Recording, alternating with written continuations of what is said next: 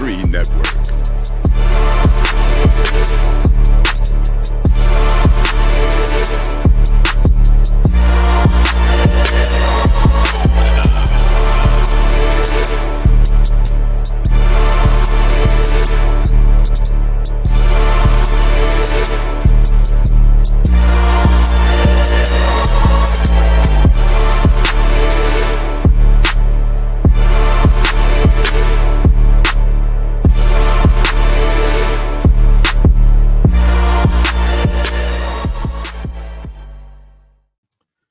Welcome to another episode of The Forecast. It is the 2cast right now. Hopefully we'll get the other 2 members coming in here in just a minute. But we was on a little hiatus, man. We missed, I think, 2 weeks. Man, yeah.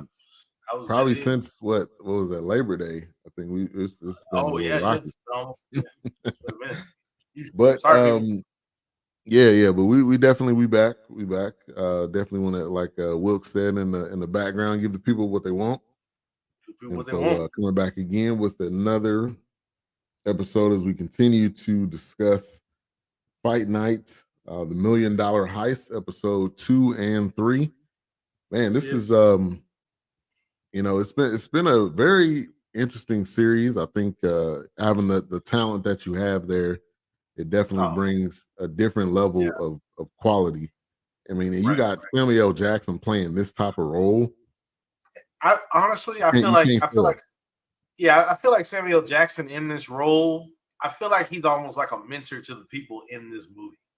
Right. Because he could be a bigger presence, but he's not a very big presence. And so it's just a moment for other people to shine right now. And I like that. So and Samuel L. Jackson does this role very well. I mean, this is like in his wheelhouse. The funny thing is, I think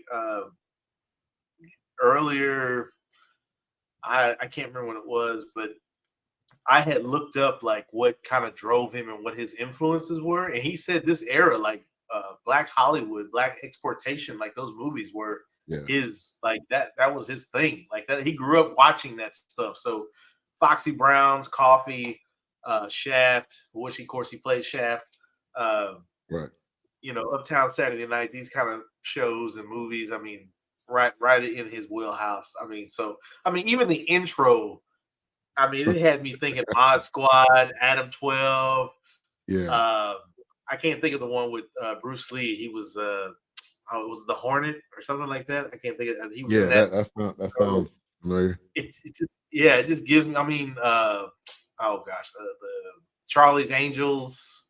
It just gives me that kind of vibe. Like, it's just, man, the 70s was superhero century, you know? Yeah. And it had that music like dun dun dun dun. Yeah. Dun, Yeah. dun, It's just that action sequence. Yeah, everybody stuff blowing up in the background, everybody running, it's like everybody smooth, everybody looking slick in all the scenes. So I mean, big cars, the best suits, the best hair. I mean, that's what it was. And so me and A-Trap were talking about kind of like not Kevin Hart, not Kevin Harding this. Yeah, and I like that. We wasn't doing that. What's up, A-Trap? What's happening? Good to see you, man. Oh, tired. All right, man. This for me and Wilkes, man, these past 2 weeks have been crazy. They've been insane, man. So we know. Wilded out. Been like ready to run out of there. Like not even saying bye. The building ready to get out of there. Yes. You don't get out of my face. What's up, Blue Streak in the building? Thank you for tuning in. All right, so man, we're talking about episode 2 and 3. And 2 kind of starts off, it says 1962, 8 years before the fight. And they kind of do a little bit of a flashback and they kind of try to bring the story together. But we were mentioning A-Trap right when you came in, just like Kevin Hart playing a role to where he's not being the traditional Kevin Hart that we see in a lot of films. And this is kind of related to like true story. that we reviewed as well. And he's not. I mean, he's still funny because he's Kevin Hart, but it's not a like I'm trying to be the funniest on every single opportunity. I'm not the comedian every time, and he took some step backs too. So give me your thoughts on let's kind of give our thoughts on episode 2 and 3. A-Trap, you go ahead and go first. Um, Episode 2 was pretty good. Well, I think this entire series has been very good. I really don't even pay attention to Kevin Hart because I'm really not a Kevin Hart fan, so he's just there. And it's a perfectly laid out story. They gave you backstory. That's what I really appreciate when you watch a movie and you get the background, you get the story within the story. You know what led us here, give us a background and texture to the character, and it gave us background and who Kevin Hart is, who Don Cheadle is, and how we ended up here potentially. So it really laid it out. I really appreciated the laying out of the stories. That way, you're not guessing, you're not assuming, you're just moving forward with the story and put yourself in a position to be able to follow why things are happening. I really appreciated that. Yeah, and it gave you some suspense because in episode 2, Kevin Hart's character, Chicken Man, and Frank Moten are like getting in the car. And he's like, "Yeah, I mean, take me somewhere. It's your city." So we know, okay, when he gets to the house, is just being robbed. But so that gives you some suspense there. You don't know the full story because one of what Kevin Hart's friends was like, one of the guy's friends in the military was like, "Yeah, you're not really telling. What are you not telling me about this robbery? Right. Something is off." He repeated it twice. Right. And then the other guy came up and it kind of interrupted what he was trying to say. But so give me your thoughts, Wilkes, episode 2 and 3, and then also part 2, question number 2. Well, how do you feel about the Muhammad Ali, another Muhammad Ali character? So give me your thoughts on those two things. Well, Muhammad Ali character just kind of annoyed my ass a little bit because I'm like, you do know he can speak normal with all the rhyming and trying to force the Muhammad Ali-esque, but I digress. I do like that aspect because Muhammad Ali is here, and honestly, it kind of reminds me of the one we reviewed, the One Night in Miami kind of thing. It's almost kind of a feeling of that, and I think episode 2 is. I mean, episode 2 is packed with a lot of information. I mean, even some memories of a lot of people were throwing more house parties at that time. That was the thing. Dressing up, going out, looking great. And just trying to be in the scene. But I really enjoyed. I'm enjoying this. I enjoyed it because my mom being that she's 60 and growing up around in a family that, I mean, I've heard stories about things like this, oh, we would go over to what's her name's house and, she'd have a fight or we'd have a party and, we'd be playing bridge or we'd be playing, whatever, the dozen. And, we just kind of BS. I was born in 81, but to hear these stories, and of course, when I watch this, I think about H-Rap, I think about Doc because, even though they were probably on that tail end of the 70s, but still, that they got to absorb that. And it was just kind of like, even though you look back and you're like, man, I remember my grandfather like looking at photos in a photo album, seeing my grandfather, seeing my people in the 70s, seeing my people's back in the 50s. I mean, we got pictures that went back to the 20s.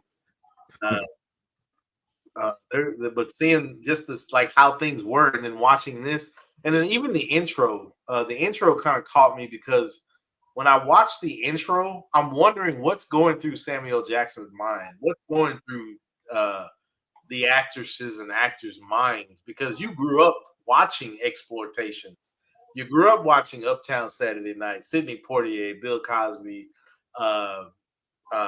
Coffee, and watching Pam Grier, and of course we know Bill Withers. We don't want to talk about Bill Withers right here, but It was just one of those things, Marvin Gaye albums coming out. I mean, you got Hitsville. I mean, that era, that moment of just history and nostalgia. I mean, it had to like teleport them. I would think. It's kind of like, man, because to them, like I told you in the back, I felt like the '70s was a superhero era for black people. Yeah, it was like black. It was like black greatness. Yeah, it was like and Isaac, man, Isaac Hayes was all over this. Oh, Isaac was. Oh gosh, man. Like this. If he was here today, he would probably be proud of this. Oh, I'm the sure way the music was put together and everything. I mean, I just love the fact that we haven't. To me, and I mentioned it last week. To me, this is a new Harlem Nights for me.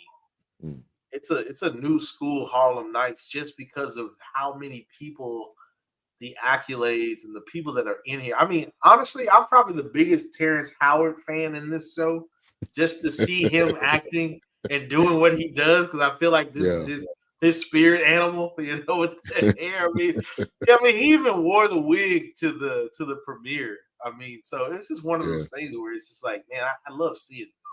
I love seeing it. Yeah, what's up, CJ? Yeah, man, this we're seeing a resurgence of Terrence Howard. I mean, he was in Best Man. Yeah, he's in this. He was in something else recently. But I'm loving seeing him come back into being kind of more in front roles. But hey, when I seen that picture of him with that Jane Fonda wig on, I was like, this is gonna be classic. Hey, is he? He's probably sleeping in that damn wig. Who knows? He probably wearing a bonnet when you go to bed, man. It's right. Got that bonnet tied up like he David Ruffin. Yeah. All right, so what you thinking, A-Trap? What you thinking? Actually, I saw an interview recently where he said Samuel Jackson bought him a bonnet.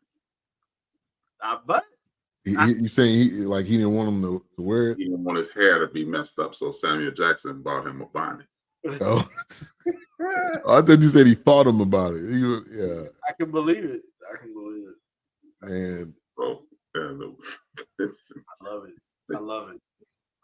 Yeah, man.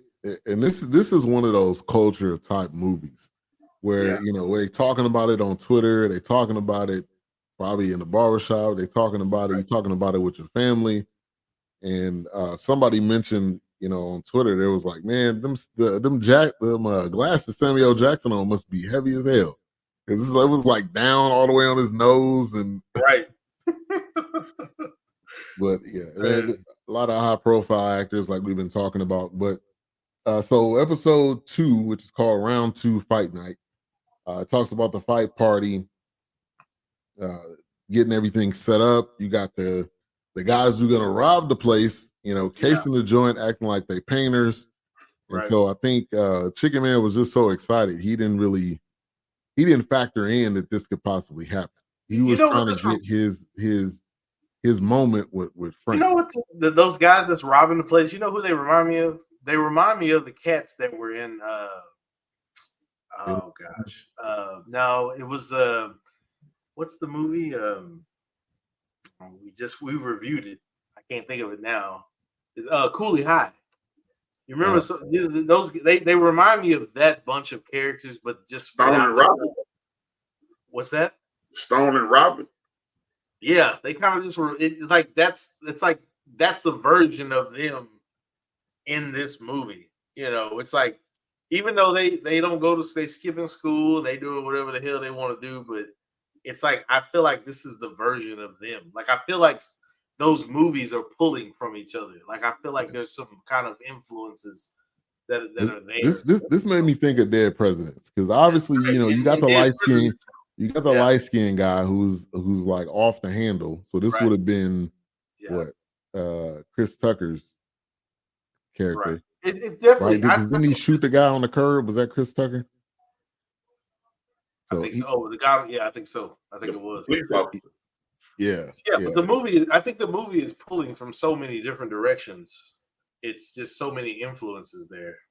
Yeah, and I think the cool thing they did is, yes, this was like 70s but they still use the same lingo from today. So it wasn't like it wasn't it wasn't saying like it wasn't like Jack and all. It wasn't like the terms jive, and it wasn't using all these type of terms. Not a lot of them. I mean, but you could definitely relate to it.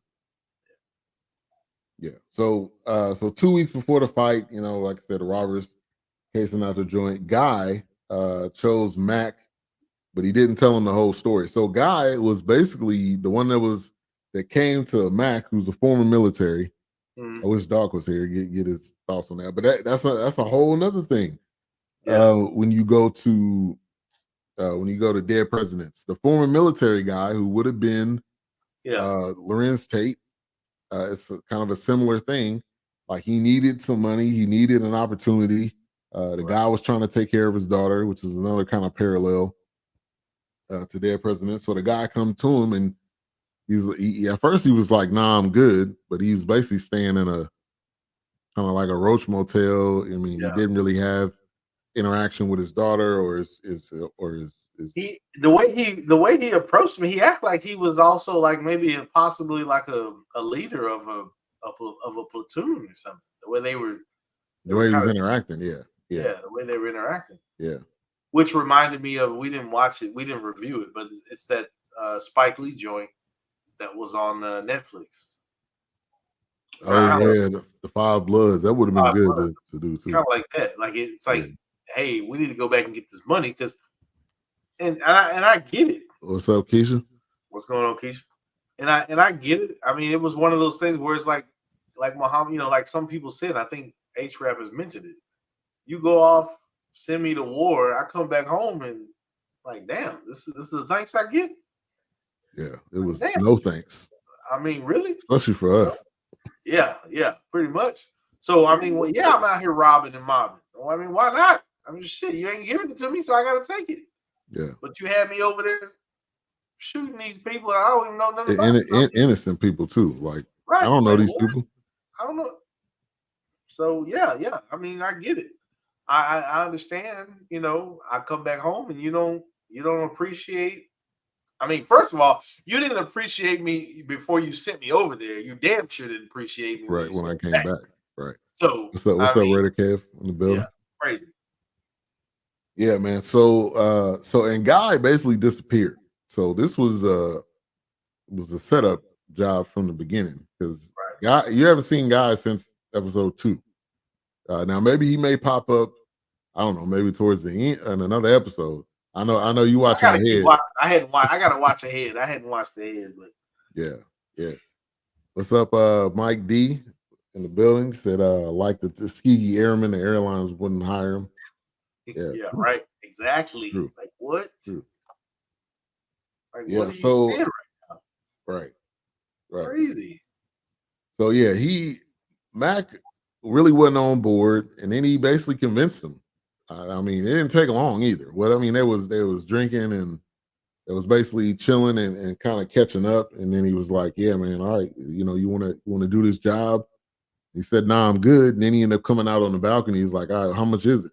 And he said, $20K. Now, my question to y'all: how did he know like an exact amount? He didn't even say like around 20K. He just said 20K, which is an exact number. Which it wasn't like he was robbing a bank. Exactly. Yeah. So get A-Trap. I know you. What episode are you on, by the way? I'm done. Yeah, because there's only 6 episodes so far. So yeah. So give me your thoughts and give us a little sneak peek. I ain't give you no sneak peek, but what I will do is this: I'll give you some context in regards to what's going on. Like you guys mentioned, we talking about the 70s. Right. 70s was a tumultuous time. You're talking about the very, mid 70s is the Vietnam War ending. As you guys stated previously, you're looking at a situation to whereas these men and women have been disrespected. We coming back into, look, this is time immemorial. WW1, WW2, the Korean War, now the Vietnam conflict. Yeah. They don't even call it a war. And this is a situation to whereas The United States of America, in my personal opinion, the federal government is trying to regain control of the country. You had the tumultuous end of the 50s and the tumultuous 60s where people from working class and lower working class took over the country. They were starting to take over the country. The natives they got restless and they forced things to happen. They forced the ability for women. Like, think about this. 1972 is when women had the right to open a bank account. That's the first year you, as a woman, you can open a bank account without your father, without your husband. You're looking at situations to whereas Richard Nixon is choking. He's putting a firm grip around the community. You have one of Richard Nixon's top aides publicly stating, "Well, we could make being black illegal." So what we did was put marijuana and arrest all the hippies, and we put heroin in the black neighborhoods. This is what we're dealing with. You got gas crises and things of that nature. You got the country, and a lot of people in powerful positions angry at these people coming back from a war that nobody really understood at that point why it was being fought, even to this present day. So this is what's going. That's the background. So, and of course, when you are putting, the reason he could say a specific number is because he was really lowballing him. Because think about this: you have the fictitious Nicky Barnes, the Chicago basically you got the black mafia that's going to converge on one party, and then you're going to have, as you guys stated, that the house party thing didn't stop to the 90s. We were doing house parties when I was 20. So we talking about 20 years later, we were still doing house parties. So you had a house party with players. We talking about street hustlers and players and people who want to be in the know. You're going to have a bunch of bread because people showing up with that cake, trying to make it seem like I got more cake than I have. Think about it, man. When you harken back to what's the name of that movie? Original Gangsters, American Gangster. Denzel Washington. I can't think of the name of it. American Gangster. Yeah, American Gangster. You had Nicky Barnes, who I believe Samuel Jackson's character is somewhat shaped around. You got Nicky Barnes, and you got these other hustlers, the Detroit hustlers, Cleveland hustlers, Chicago hustlers, KC hustlers. This is what these were the hitters were. So they're converging on one party. Think about it, man. You got Samuel Jackson, who is the absolute man nationwide. He's showing up with about 4K in his pocket. So of course, you know, hey man, this is gonna be a lick. And you set this up, and you know, hey man, this is gonna be the ultimate sting. And as he stated at the phone, this dude, he an instant patsy, because when this thing goes, when we put these pistols on these people, they looking at Kevin Hart. They're not gonna be looking at us because he set it up. And that's really the backdrop. If you think about it, when we did Uptown Saturday Night, you had Bill and Sidney came in to Madame Zenobia's. That's what they was pretty much robbing Madame Zenobia's, a floating Madame Zenobia's. And those things, those kind of parties, believe it or not, still happening to this day. So that's why you know it's a lick at one of these parties, because I've been at parties like that, and I've known them to get robbed, and people lost a whole lot of money. Absolutely. Hey, you remember the episode of Martin when they was at the when it was at Jerome's Jerome's casino? Yeah, everybody stripped. Yeah. My cousin Terry, who's down there with y'all, he used to fly up here to go to that ball. As recently as like 03. Yeah. So this is not a fictitious situation, man. These things are happening regularly. Those hole in the wall joints are still going on. You just have to be in the know and be able to connect, and you'll be there. They're down there with you. They still going. I'm quite sure you heard about parties at the A that you had to know somebody to get in. Right. Oh, absolutely, 100. Shit, we still had them right here. That's what I'm saying. So up. One of the homies got murdered. The first thing they're gonna ask you, who your people? Who you with? Right. Exactly. Thank you. Hey, CJ, you're right. Yeah, 20K. Right. During that time is 162,000. It's worth that much now. I know it was. That was definitely a lot of money during that time, astronomical number back then. Especially for Mac, trying to get his life straightened out. Right. He needed that type of money. And then, of course, you knew they were going to throw in the "I got a kid, she won't let me see him," and you knew that was coming. Why not? But what I did like, what I appreciated was his daughter's mother. She had a little angst towards him because the situation had dissolved. Oh, right. She just wanted him to get back on his feet. Yeah, but unlike most situations like that, she said, "You know what? Let me check myself." I appreciate the fact they didn't just make it the angry black woman who was money grubbing and money hungry. Right. She was willing to make things work. But I've moved on, so I shouldn't be angry. She shouldn't be angry in the first place, man. No, man. I mean, it's all I got to say. That is me, man. She seen his effort. She was like, "All right, I'm gonna meet you halfway." Now, based on how this is going, who knows? Because at the fast forward a little bit, the end of episode 3, Don Cheadle is now going to be on the case. So who knows where where everything's going to go now? Yeah. It's really about to kind of hit the fan. Oh, it's going to get crazy. So I think that there's so many different storylines here. Like we talked about Mac. I think that's one part of a storyline. You also got Frank and Chicken Man, and Chicken Man's trying to get in Frank's pocket. I could be your man down here. You don't have anybody down here.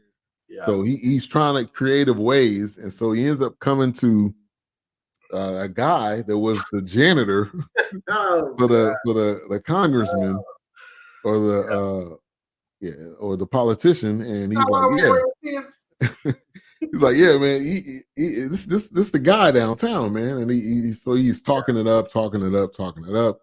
Eventually, he puts his foot in his mouth, and he ends up finding out that this guy's a janitor, and he's not the head of whatever. So, So Frank's looking at Chicken Man like, okay, this dude's just trying to get into my pocket, but the way he's doing it, and that was Kevin Hart-ish, because Kevin Hart would just continue to go and go and go and go until you just like, shut up. Like, can you stop? Stop talking. What's up, D Great in the building? Also, Chris Bass, man, thank you for tuning in. One of the great voices in podcasting. Said, good evening. I remember that Martin episode. Tyrone kept calling the blackjack table Black-a-Jack. Yeah. Black-a-Jack, yeah. Yes. Yeah, man. Hey, that was... Side note, man, there's so many classic Martin episodes that are now starting to come back and resurface. Like the one with they had the all black on, and he had the fake pit bull, the fake Rottweiler. That was one. Yeah, man, there's so many classic, man. So many classic episodes. Nino Brown, yeah. Which they're supposed to be working on a remake, but it's supposed to be like a New Jack City. Martin. Oh, Martin, what? It's supposed to be like a drama instead of a. So like Bel Air, like I guess kind of like Bel Air.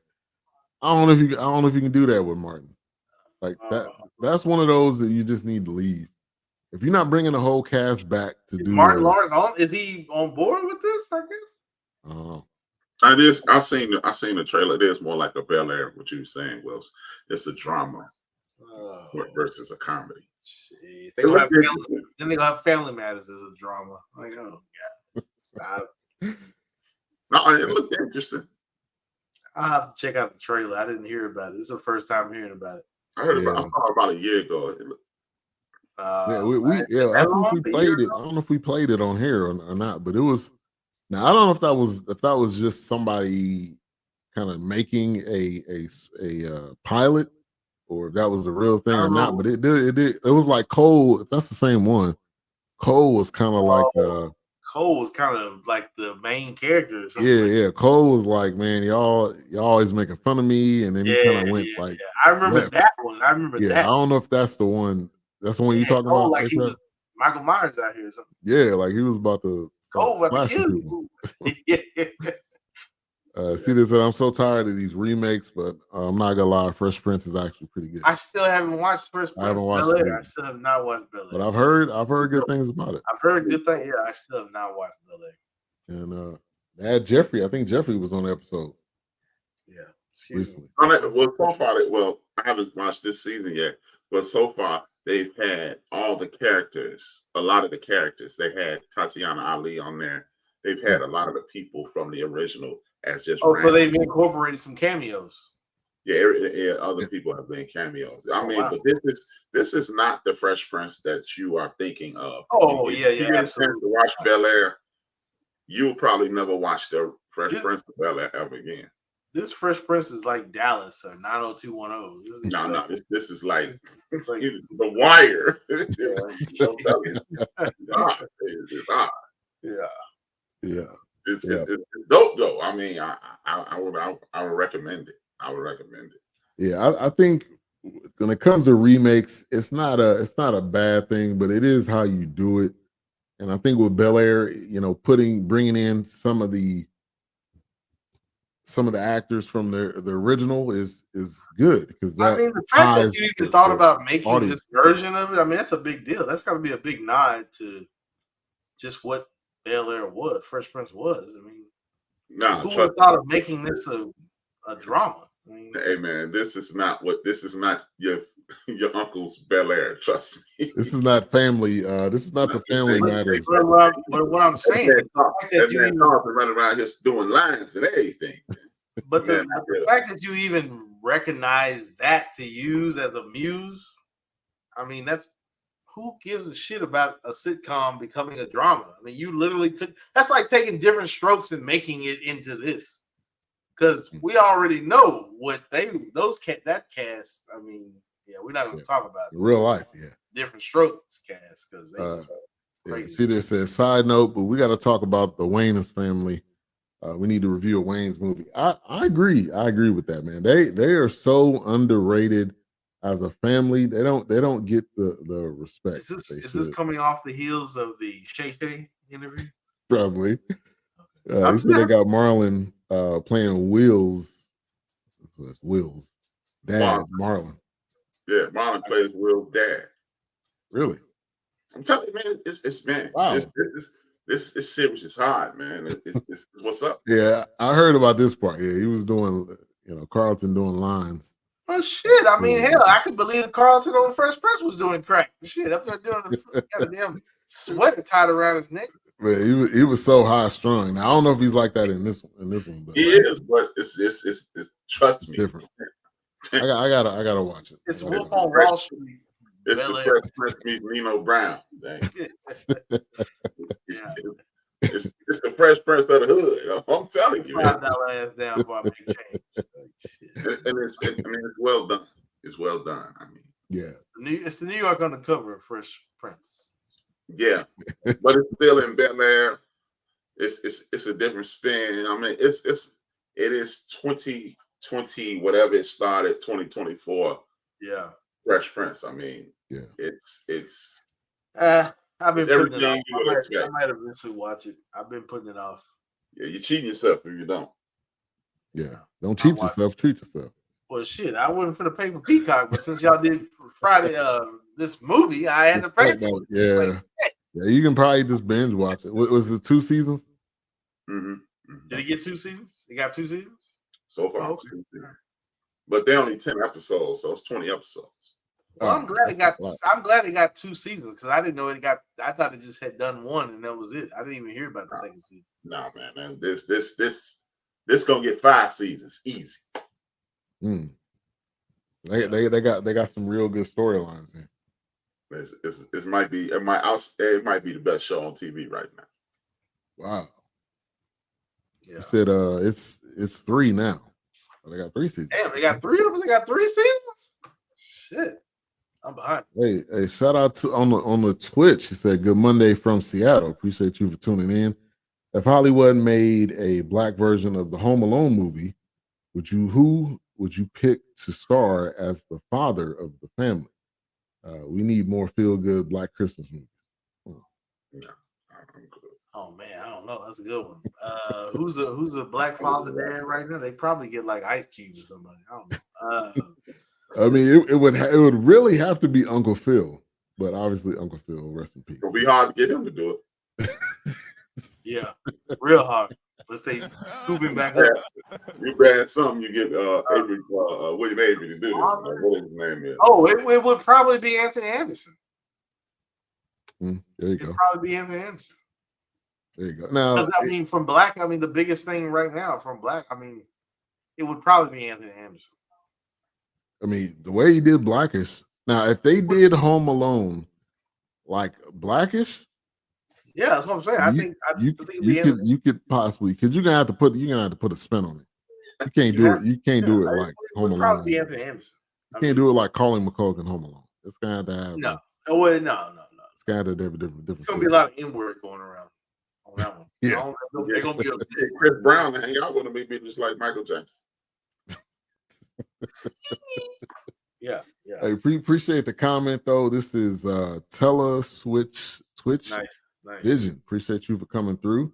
We love the Twitch audience. Whatever happened to Wonder Years? I know they redid that with the black spin. Did that? It was tough. It didn't go anywhere.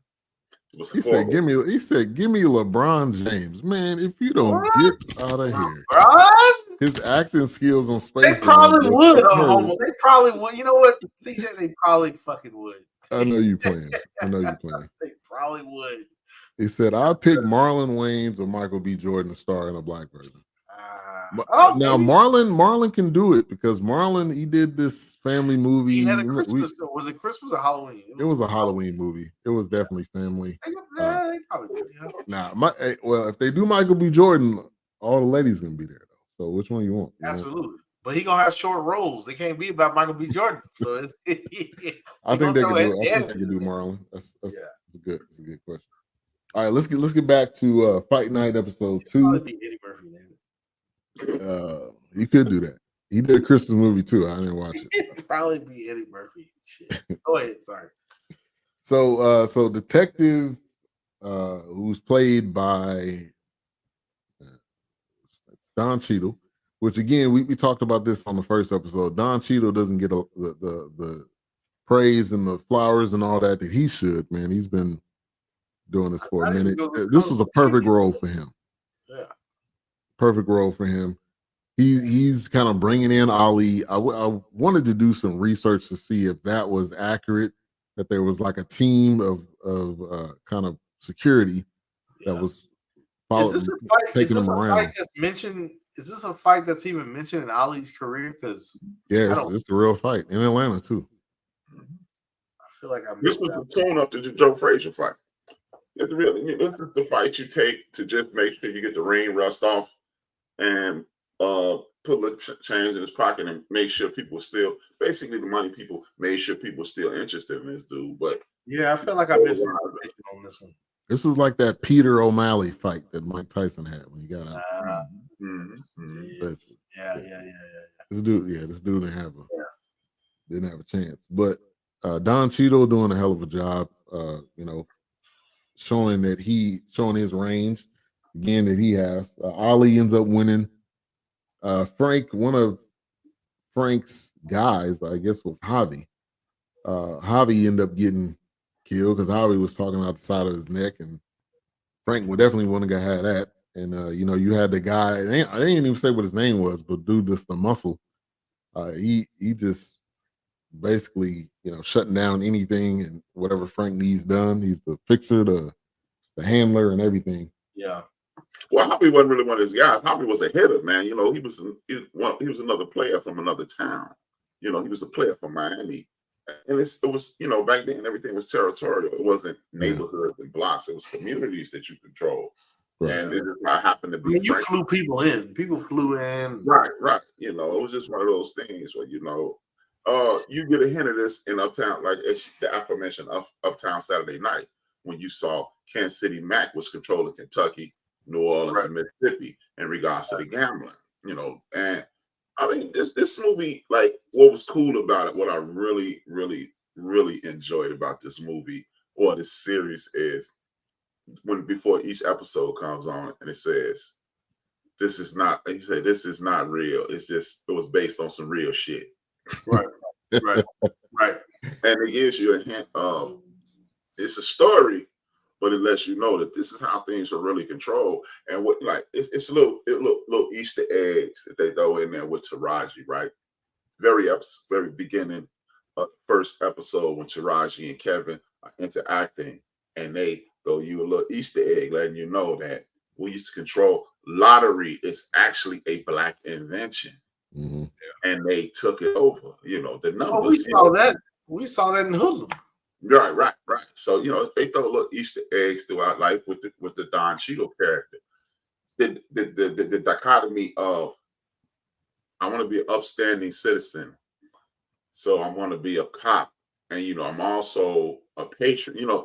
It shows you the psyche of Black America. Yeah. You got half of us going, the man is out to get me, and the other half of us is saying, hey man, I'm gonna pledge allegiance to the man because the man it's the way for me out of poverty. It's not that I don't roll with my brothers and sisters, but this is just, as we used to say back in the day, a good government job.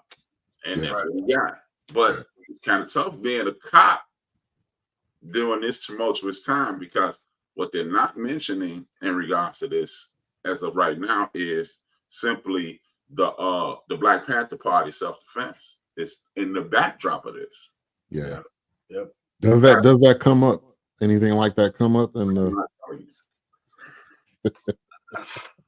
it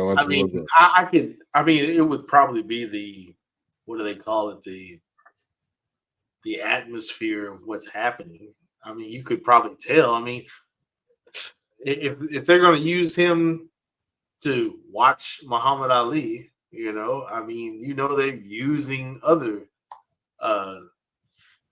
Black people to infiltrate in other cities. And absolutely. Yeah, they don't want to get their hands directly dirty, right? I made this comment.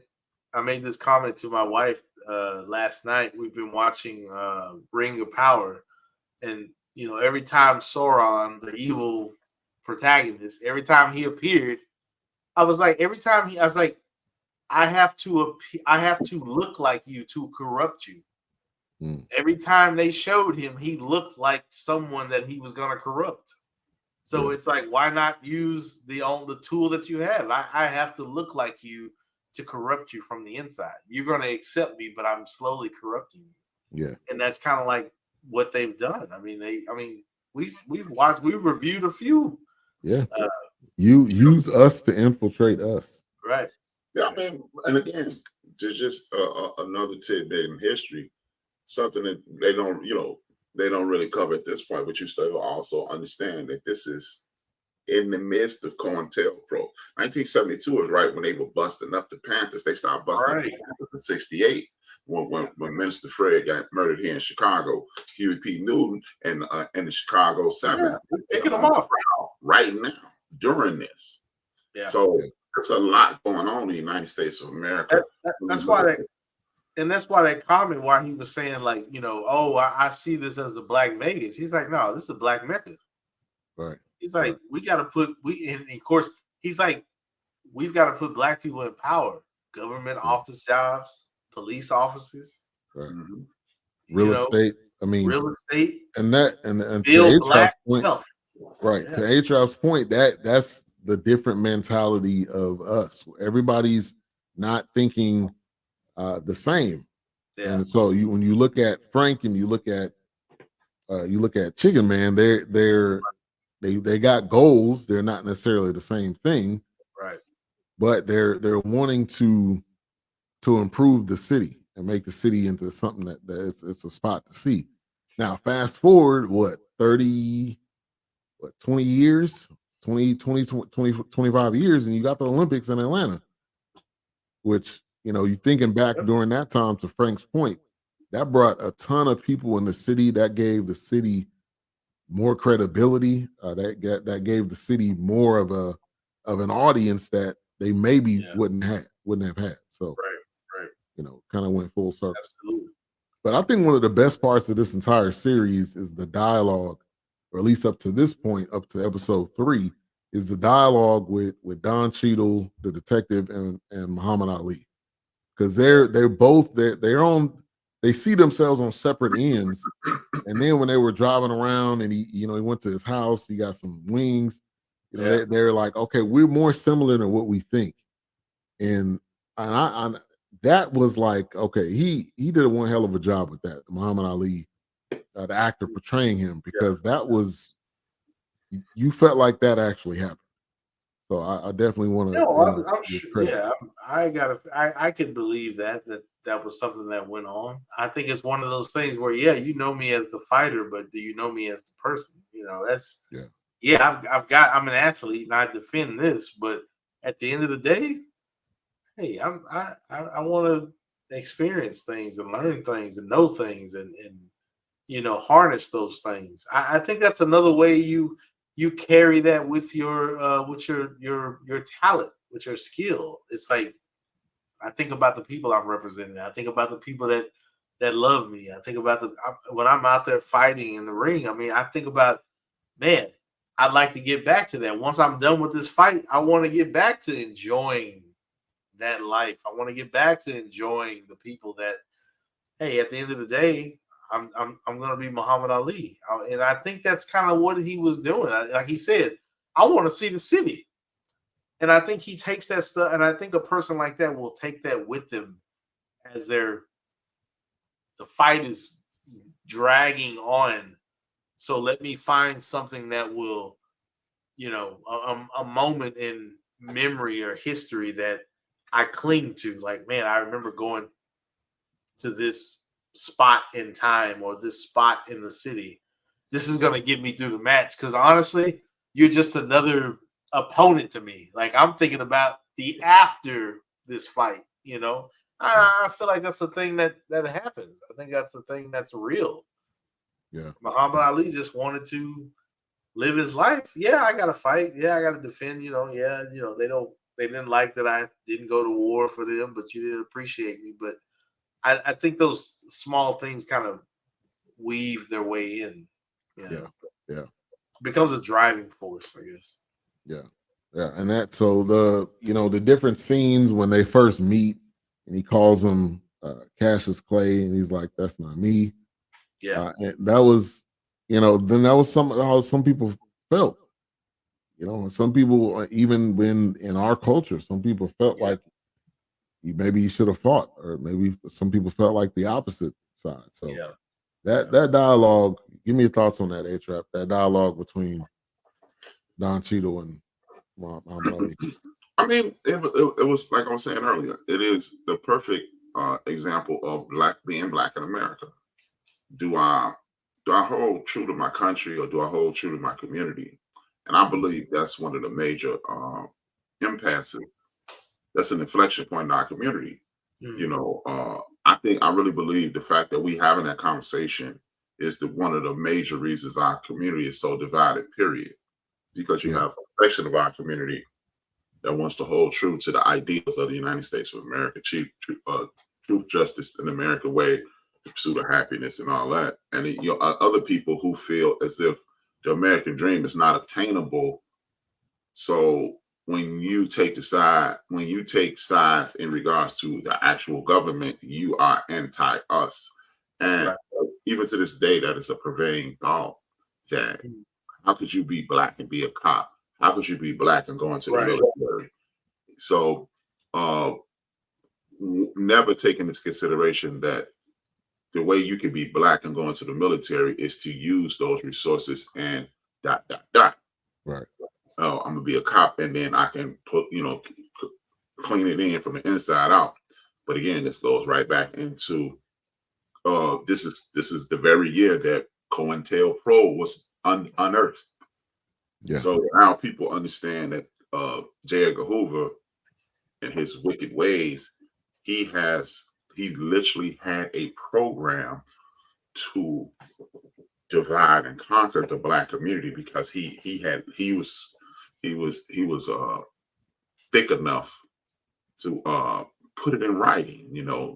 He was brazen enough to let the world put it in writing in official government documentation, which a lot of that stuff hasn't come to fruition even to this day, 52 years later. So it's a tough time to be Black in America.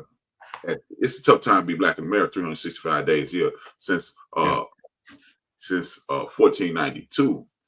But it's an extremely confusing and difficult time to be in America because let's just look at it. Don Cheadle got out of the. Let's not forget in this series, Don Cheadle was in the Korean War, and once he left the Korean War, he was looking for he was homeboy who did the robbery, and he was like, either do I go to turn to crime and discrimination, or do I be one of the first people to be a cop and I can get in and fight crime against my people? This crime that's hurting my people. So it's just it's a hell of a situation. Every day it shows the double-mindedness that W.B. Du Bois spoke about when he mentioned you have to be double-minded in America. If you're Black and double-minded, because look, you're Black and you ain't walking around angry, there's something wrong with you. And if you're Black and walking around angry, people think something wrong with you. Right. So it's a hell of a juggling thing, man. The Muhammad Ali thing, and then you got people misunderstanding what Muhammad Ali is actually standing for. And I mean, this is so deep. That conversation, as we are mentioning, is worthy of an episode of something on somebody's podcast somewhere on earth, because like me, my man Craig, and maybe I shouldn't say his name, but I got a friend who is a federal agent, but his mom was part of the Black Panther Party self-defense. Yeah. So my dad, I got a criminal justice degree. My dad popped by the police. Right. I mean, that's. Hey, I mean, that's just like. I think you want to try to better something that affected you. That's like the people that have, absentee fathers. When they become a dad, they're like, I'm not going to be that way. That's kind of a similar thing. Yeah. So it's kind of like with CPS. I beat your ass, but then somebody becomes a CPS agent. So it's like, that's what that is. I mean, like how can I help something that I see as wrong? That goes back to that saying, be the change that you want to see. Exactly. You got to break that curse. You got to break that something's going on there. How can I break it? How can I tap into it to understand where the disconnect is? Yeah, no, I totally get that. I understand what he's trying. Well, even what you're saying. Well, how about this? CPS breaks up your home, and then you go work for them. Yeah. Right. Exactly. Yep. So now you're breaking up Black homes. Right. But yet I'm working for the same agency. System. Ruin my home. Like Malcolm X. You go back to Malcolm X's story. You got the Klan kill his father in Flint, Michigan. They literally murder him. Right. The insurance company turns their back on him. CPS steps in, sends Philbert, Reginald, and his sisters in all different directions. Right.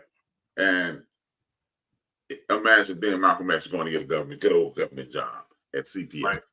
Right. Yeah. That's what I'm saying. I mean, you're trying to do the right thing, but you already know this is a corrupt situation. So it's I think you can only go so far. Yeah, I think it's corrupt. I think you're just learning. I think you're gaining knowledge from the system that corrupted you. So then it's like now you turn it into a tool to kind of turn it against them, if you will, if that makes sense. That's probably your plan, but it's not. Yeah. It may not come to fruition. You're trying to feed yourself. Right. And Don Cheadle is a prime example. So episode 2 or 1, they're like, we need you to go follow around Ali. He didn't really want to do it. He felt like it was a babysitting job. He was like, I want real cases. And then he ends up finding out that one of the guys on the force was beating women. So then he ends up like, all right, I should be in good with the captain now. And he comes to him like, hey, man, we got to do something about this guy. He was like, oh, you're trying to tell me already knew. Remember, he already knew. He knew. Beating women because his wife told him. Remember, He was leaving the crib that day, and his wife was like, "What you gonna do about homeboy?" And then it seemed like an argument.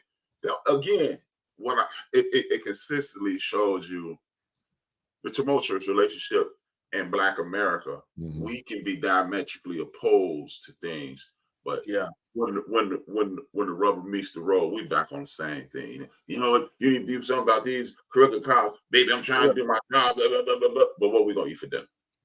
Right. You know, baby mama drama, blah, blah, blah, blah, blah. You need to take care of your child. I'm trying to do my best. You know I'm messed up. And then she go, you know what? Yeah, sister do hold you back. Right. So that's something that I took away from this, saying we as a community, if we stop talking past each other, we can actually talk to each other. Because and we'll realize that we're on more of a common ground than we realize. And I like to H-Rap's. Oh, go ahead. Sorry. No, go ahead. No, I was gonna say, to like H-Rap's point, that Muhammad Ali moment in that conversation, it's like, well, I was thinking this about you, but man, once we actually kind of just level out the playing field and bring it down, so it's like, man, we really they even laughed. I mean, they laughed. We and was like, man, because I like you. I was already uptight about it, but you know what? Right. I don't need to be uptight because we have so much stuff in common that I thought were opposite, but it works. And I think so too, showing the dynamic of relationships, like, and you know, you may not be married, and maybe your girlfriend, and maybe your wife or whatever, but the Don Cheadle relationship with his wife, the relationship with Mac and his baby's mom, and then when you go to Kevin Hart in a relationship with Taraji, and like how they, and you know, we get to episode 3 and how he was like, man, you don't have to do this. He ended up getting embarrassed and them having to dance in front of, you know, all the people. Like you really get to see the dynamics of relationships in the Black community too. Right. Yeah, it's more of a cog to machine situation, and you know, we see it every day, man. And social media at this point is the fly in the ointment of the machine. You know what I mean? It's the stripping of the gears, because we have been fed another line of BS that Black women are ... Black men are ... And we keep missing. Again, we talking past each other. The actual goal is to, hey, hear me out, and then we come together. But we don't even realize, we don't even hear that. You know, that's why, you know, you just have to, you know, like soapbox time. What we need to realize is this. This is my true and honest opinion about relations in the Black community. We've been fed this pile of BS that the man is controlling the house. There's never in the greatest situation, whereas the man is making all, you know, we're talking about the 70s. So let's just say the man is making $35,000, $40,000 a year, which was a ton of money at that point. Right. We got the housewife. The woman is actually running the house. No matter what you want to say, oh, my grandfather ran. No, your grandfather did not run the house. Women have been running the household in our community for time immemorial. Women are designed to run the household. But we've bought into this fictitious situation. Well, I'm the man, I'm masculine. No, because look, this is what we're here to do. Women teach your children. Women rear the children. Women take care of the home. Whether, you know, they gonna clean, they gonna feed, they gonna nurture you. And what you do is you come in as the man and enforce your wife's laws. That's what our jobs is. That's how you run the house.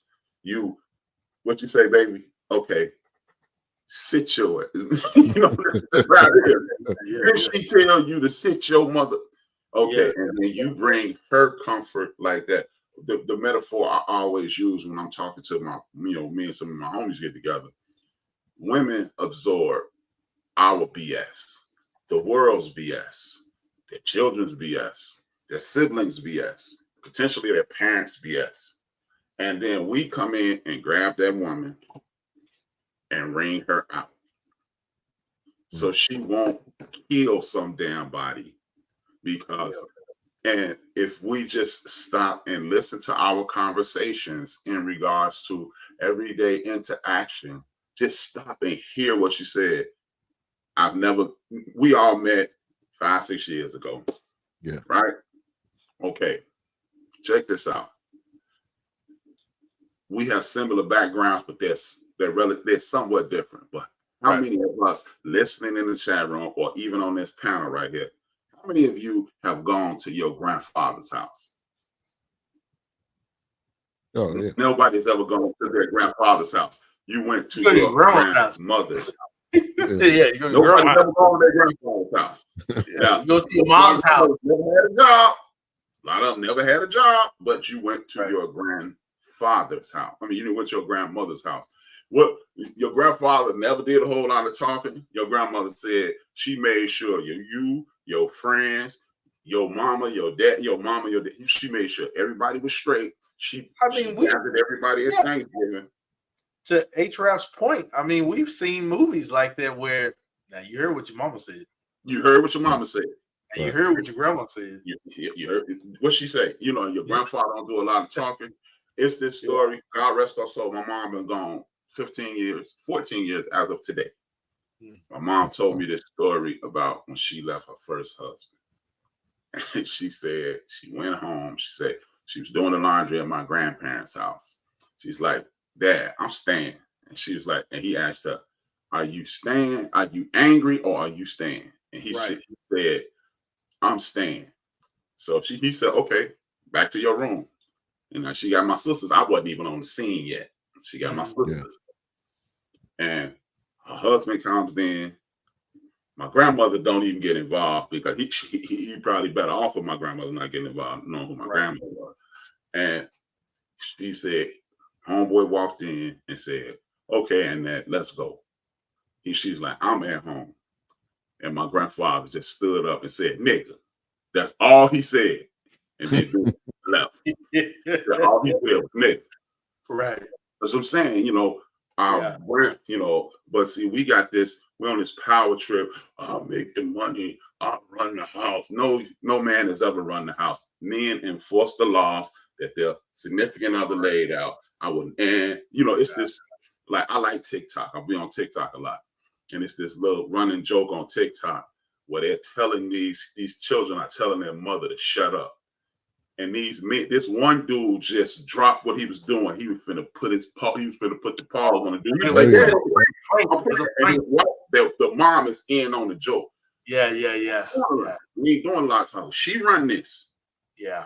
I protect this. Yeah, and I think the man is the leader and the wife is the manager. She's managing like because we work. I mean, you go to the Bible. If you don't work, you don't eat. And the men were working. The women were preparing, and so when the men came back, they had food, they had clothing. So real. That's what I really appreciated about this. You saw that working. Yeah, we're gonna have disagreements. We're gonna have ups and downs. We're gonna have some difficult times. But it's DJ and Premier. That's the formula. You know. Yeah. Guru and Premier. That's it. That's the formula. The Guru and Premier. I'm gonna protect this. I'm gonna make sure you're safe. I'm gonna make sure you okay. You know, whatever you need, I got you. Yeah. But hey man, think about it, man. In all the years, my grandparents been gone as 32 years was my last grandmother passed, my dear. But I have never heard anybody raise their voice at a grand anything. Because they understood you're not gonna deal with her if you raise your voice. You're gonna deal with me. Right. Like it's this Rodney Dangerfield joke from this movie, and he was like, "What you gonna get mad? You get physical?" He said, "I don't get mad." He said, "I get mad, but he gets physical." Talking about his bodyguard. He said, "When I get mad, he gets physical," and that's really your grandmother. It pissed me off I know what's like it's this thing, like in Chicago, it's a lot of slang. We use a lot of slang, and go and get your gun. We call it my goddamn it. Yeah. My husband is my goddamn. Right. Go get my goddamn. And you think about it, you ever seen somebody's grandmother angry? She didn't yell at you like my grandmother. George. Whoa. Yeah. At that point, you straightened up. Once you say George, once you say Richard, the room got quiet. It's over. Right. It's over. Yeah. It's a wrap. Yeah. Go get the muscle. Right. Go get them old grandpa hands, man. The things. Yeah, man. Go get the muscle. Put them hands on you, man. You laying on hands. They definitely didn't care. Yeah, they definitely didn't care. Yeah, man. So it's just that's what I really this just shows. So that's, man, shout out to Lee Daniels. Remember we talked about Lee Daniels a couple weeks ago when we did the first episode. That's what I truly like about this in regards to Lee Daniels. He put together this story. I mean, he didn't write it, but it's a Lee Daniels production. You understand it's going to be a quality production. Yeah, Will Packer is the producer. Yeah. Will Packer. That's what I meant to say. I think Lee Daniels is part of this as well. Will Packer, Lee Daniels. They put together perfect examples of Black America. And if you are watching and you are listening, you will see a piece of your past be presented. Your family. Your family is there. And it's a Black experience, which I truly enjoy. And this is what we need, showing if there's something you watch and you can see your uncle, you can see your parent, you can see somebody in it, that their goal is accomplished. Mission accomplished. That's mission accomplished. Exactly. I mean, even looking at there was a moment in the second episode, just looking how the houses were laid out, and I saw like a little hill. You know how many times we rolled down the hill between our neighbors' houses because the one house was up on the hill, the other house was down on a slope. When I saw stuff like that, that's the thing that caught my attention because it's just those little nuances like that. It's like, man, I remember, it's fall, it's winter or whatever, and we rolling down the hill in between the houses. That's just what you did. You had the imagination that you made up as a kid playing outside. So, like you said, if they have done that one thing, they've pretty much accomplished what they've set out to do. Because I can tell you how many times I rolled down the neighbor's hill in between our house and growing up, because that hill, it was perfect. We were kids. We doing whatever. Yeah, you basically your phone and your PS5 was you being outside. No, that was imagination, making stuff up, man. Right, freeze tag, all that kind of stuff. What? Oh. But now, with you saying that, Will, it kind of makes me think. I went to North Carolina recently. My grandparents were honored. Neither of them are here, but that neighborhood, and you look at the neighborhood that's in this, is almost like a carbon copy. No, it's not in Georgia or Atlanta. Right. It's in Hickory, North Carolina. But I could see my dad probably having a house party at his old house. Had the hill and everything, because we were. I mean, community was community. When it was a party, you made them flyers, and people showed up. Exactly. I mean, we saw it when we did. Oh gosh, I can't think of the name of the movie now, but we did it, and they were doing a house party. She was like, "Don't you knock on my mama's table," but you already know. But you throwing that was Coolie High. That's Coolie High. Yeah, a 50 cents party. It was 50 cents to get in. I mean, it was just it's just one of those things where it's just we have, as much as we want to say it or don't want to say it, we're always about community and bringing people together. Yeah, it's just in us to do it. Now we gonna charge you though. Like you got to pay to get in the door. Because I got to pay for these damages in these food. But the thing is, you pay because when you got in there, there's a whole lot of chicken, a whole lot of spaghetti, a whole lot of steak. You had a little something to drink. So you was really just paying. So you have to go to like the joint that was in my old neighborhood was called Vibes or the Rock Bottom. or 1815 Club, owned by the Champ's dad, the Champ in Harlem Night. Oh, his dad owned this joint on Roosevelt and Wood, 1815 Club. That was the actual address of the place. That's what I was calling it. But you ain't want to go there. You ain't want to go there because I ain't got no money to go there.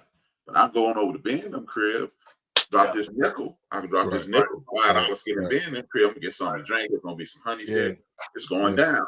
And here's the beautiful part about it. I ain't gonna get jumped. Ain't gonna be no fight. I'm just enjoying myself, man. I'm just enjoying myself. Yeah, and so you gonna meet your boys there.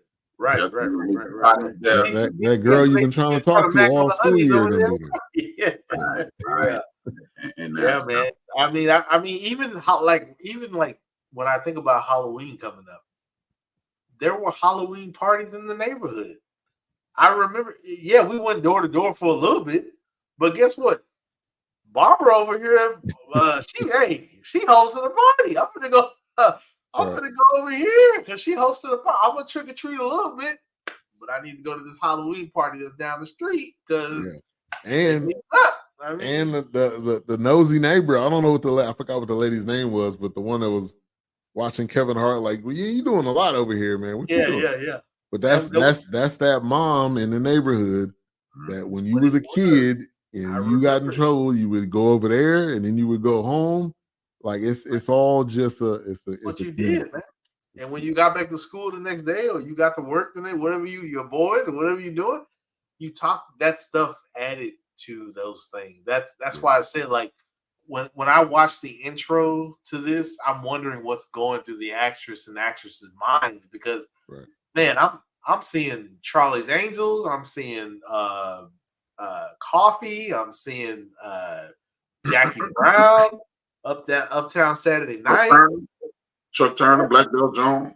I mean, Kelly, Jim Kelly. I mean, I'm seeing all this stuff, man. And really, that made a tough time, like you were talking about, easier. That made being in a Black in America easier, something to look forward to. Because at the end of the day, it's kind of like a Friday night. You've worked so hard during the week. Mm-hmm.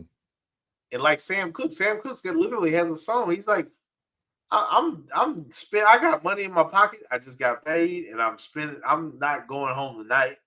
I want to cut up and go out on the town. I want to have a good time. Yeah. Somebody's having a party, you know? So I want to go.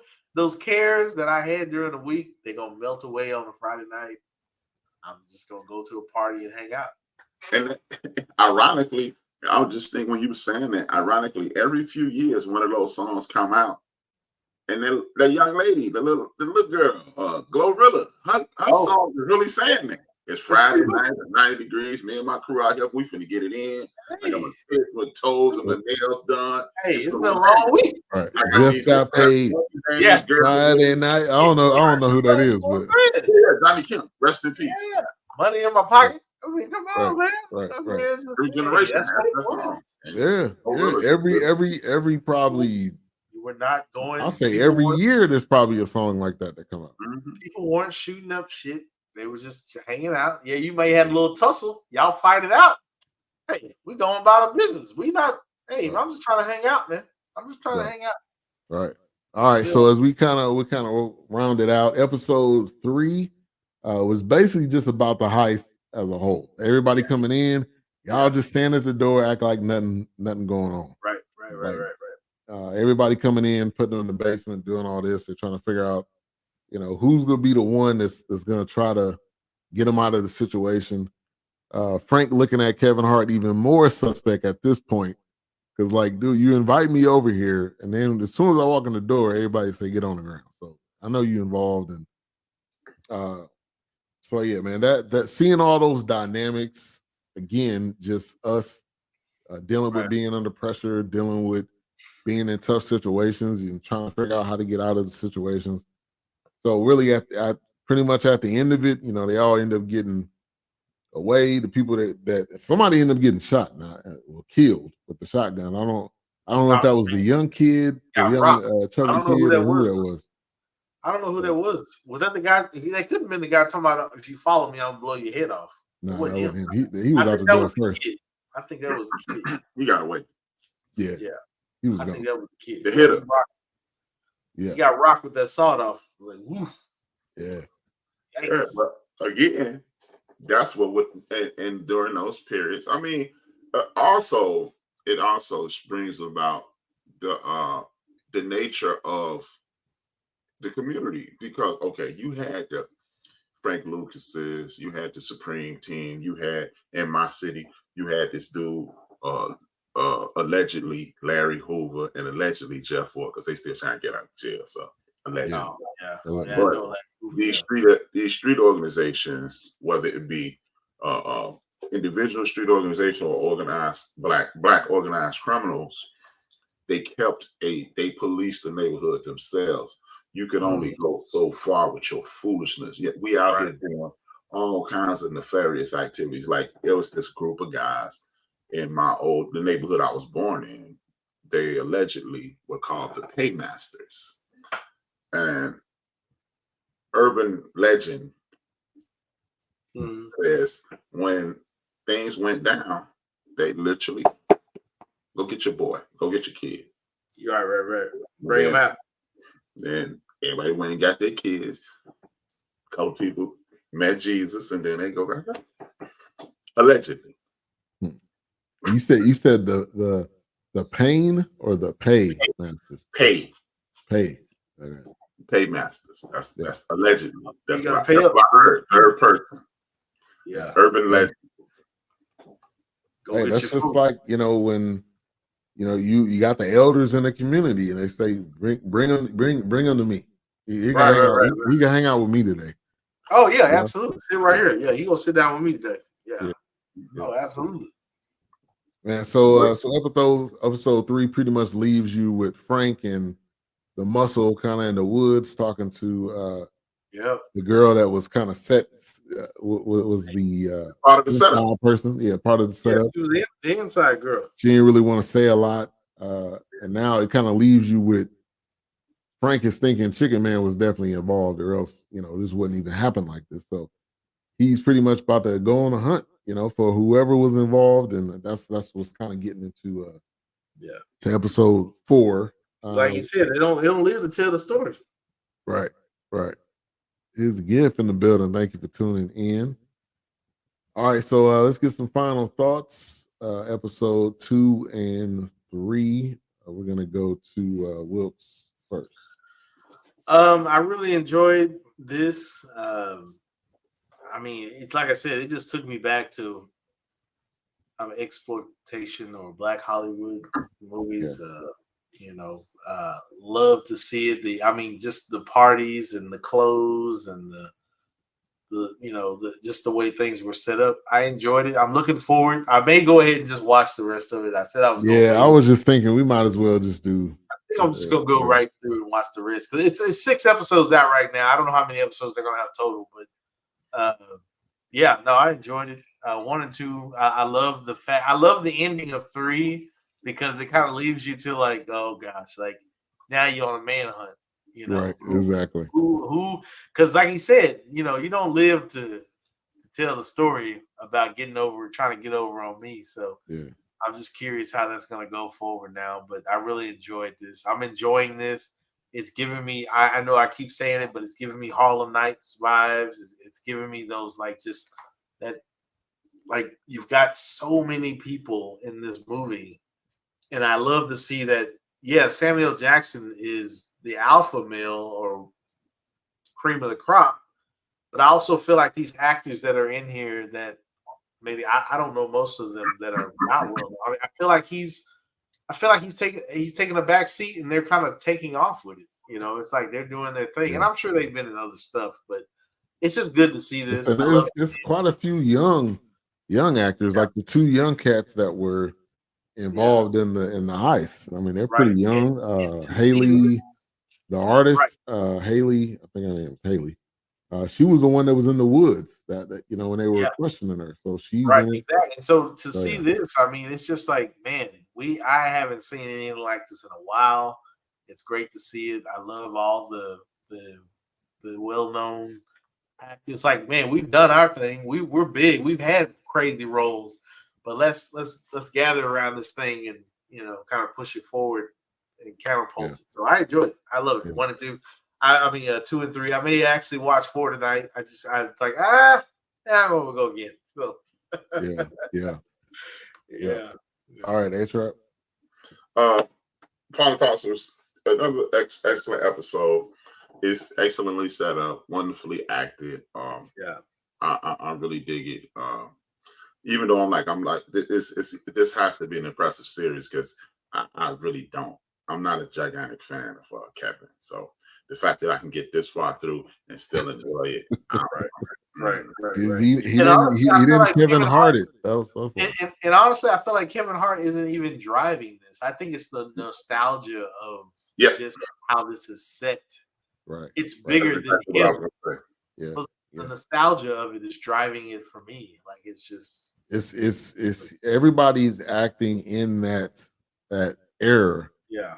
And it's really not a me in it at all. You don't see, and I think that goes to it too. I mean, the actors that you have, none of them are trying to. When I get in my scene, I'm basically trying to take it over and stand out. Right. And they're just doing, they're really doing their jobs in an excellent way, excellent manner. So, I love this. Even when I first seen the preview, I was like, this is going to be great. There's no other, there's no option. Like it's not going to be bad because you have this high quality of actors in it. And so I'm looking forward to the remainder of it. I think seeing Don Cheadle's, and I was going to mention he went from basically being Muhammad Ali's bodyguard to now he's about to get probably the biggest case in the city. Mm-hmm. Now, what does that mean? Is he gonna really be able to do his job, or is it gonna be we're gonna manage you, we're gonna low manage you in doing this? So I'm very interested to see that part. But there's so many different dynamics. We talked about it tonight. So definitely looking forward to it. We could go ahead and watch the rest of it. I think it's 8 episodes total.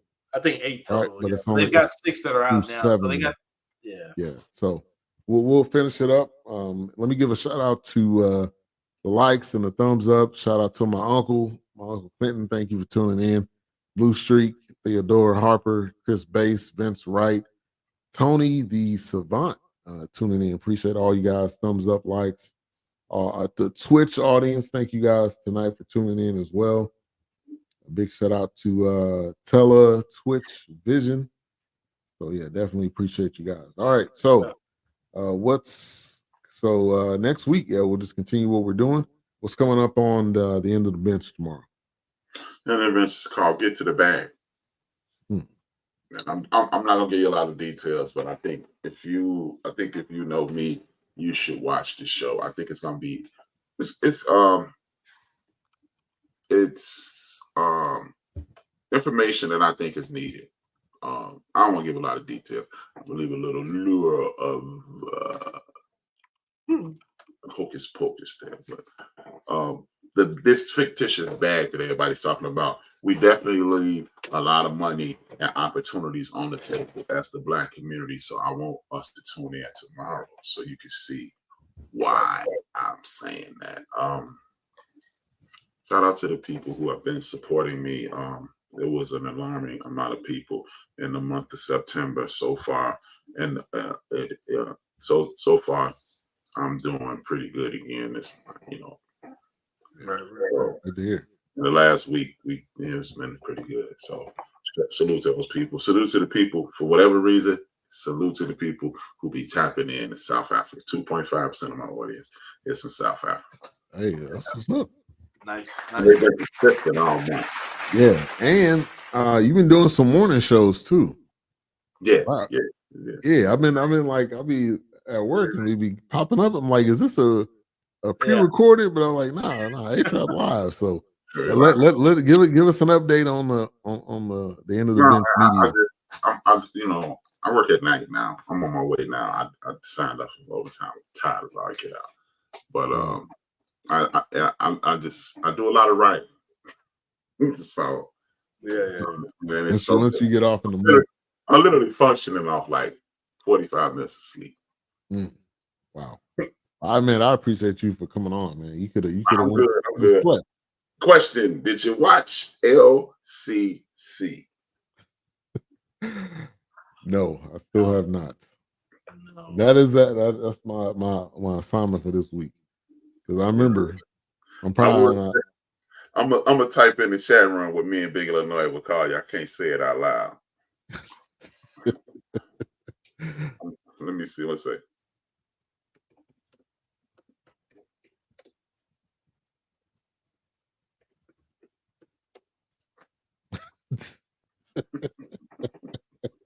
you definitely can't say that out loud. Yeah, I can't say that out loud. But yeah, I will.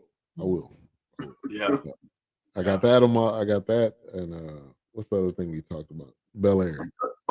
Yeah, Bel Air. I gotta watch Love. The fact that it's got 3 seasons already, I'm about way behind. No, it's only 2 seasons unless something started recently. A few weeks ago. I've been putting it off, man. I don't know, man. I've been putting it off. You're cheating yourself. You are cheating yourself. I'm like, Bel Air. Yeah. So shout out to Doc. I don't think there's a Queen 3 and King tomorrow. We'll probably have a replay on so you can check that out. But yeah, we'll be back next week.